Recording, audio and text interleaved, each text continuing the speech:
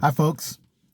Today, the message that I would like to impart is for you to be kind to yourself.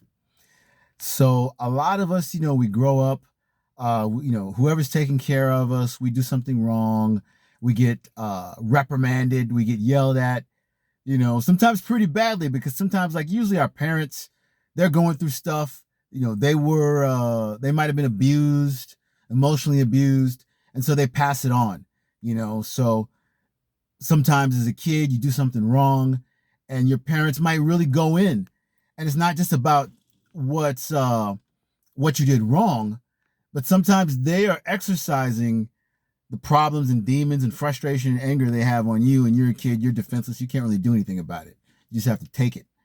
And so um that's such as it is with life, not just with your parents, but sometimes at work, with your boss, sometimes with your friends, sometimes with your in your relationship. Sometimes people, they're going through stuff and they'll use an excuse inadvertently to exercise those issues onto someone when they can. you know oh, uh you didn't clean your room, you're a dirty pig. You didn't clean your room, you're a dirty pig. um Etc. I'm exaggerating. I didn't grow up that well. I'm not like that, but I'm exaggerating. That's an exaggeration, but I'm shooting from the hip here. Um, the problem is that sometimes we internalize these reprimands, and sometimes, especially those of us when you want to do good, you want to do well, so you internalize those reprimands, you internalize those negative voices, and at some point it becomes self-defeating, it becomes inhibiting. I mean, just as if, at some point, a caregiver or someone in authority, and they're trying to, at some point, the negative feedback can become counterproductive. Instead of helping, it hurts. And now you become self-conscious. And now you become, just self-conscious and doubt yourself. So you have to learn. We have to learn. A lot of some of these videos, I'm talking to myself here. If you can benefit from it, great. But sometimes I'm reminding myself to be kind to ourselves, because at some point that negative feedback, it becomes internal, and we beat ourselves up in our heads, and it keeps us. It makes us inhibited. It makes us fearful. It's counterproductive. So you have to learn how to re-raise yourself, to be kind to yourself, forgive yourself, and you know, uh, this concept really hit me some years ago. But I was reading a book on neural linguistic processing, programming. Excuse me, neural linguistic programming. Actually, one of the original books by, I forget the partners, but one of them was Grinder. So one of the original books on neural linguistic programming, and there was a whole chapter on being kind to yourself. Now I might this is I can't remember it exactly. So if you NLP heads out there, please don't crucify me if I get something wrong. But there was an exercise there that's helped me a lot. Sometimes I fall away from it. I'm getting back to it. There was an exercise in that book that helped a lot, where when you identify that you're beating yourself up in your head, talk to yourself. Say, "Hey, I know you mean well." You're talking to yourself. I know you mean well, but is this serving us right now? I know you mean well. I know you mean well. You beating us up for whatever we didn't do or didn't do perfectly. I know you mean well, but are you helping us right now? Can we find another way to address this? You're talking to yourself.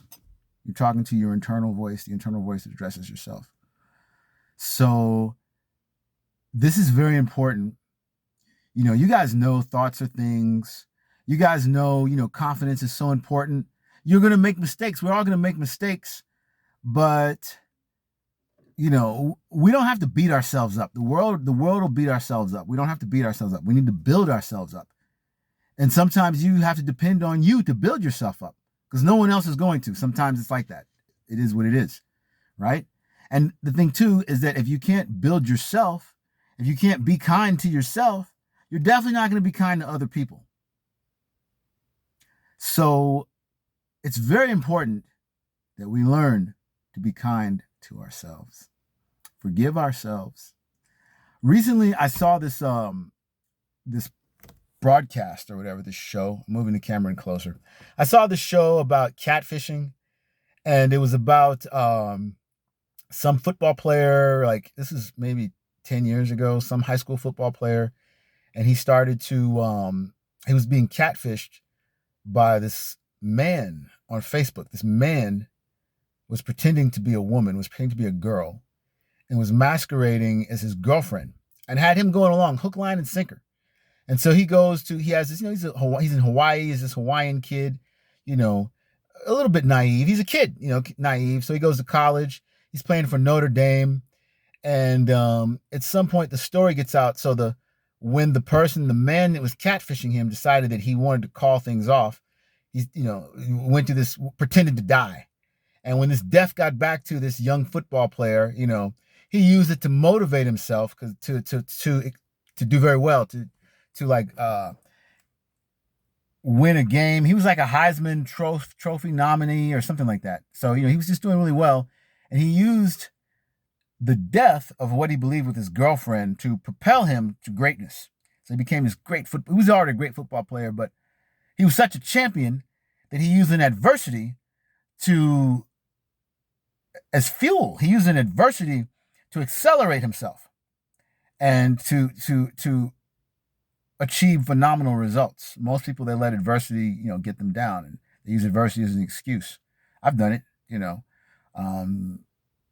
but this champion used this adversity of the fake death of his fake girlfriend, he was being catfished, to propel him to greatness. So eventually it came out that he had been catfished. It became a national news story, and the reporters are really going in. People really going in. He was getting a lot of negative press.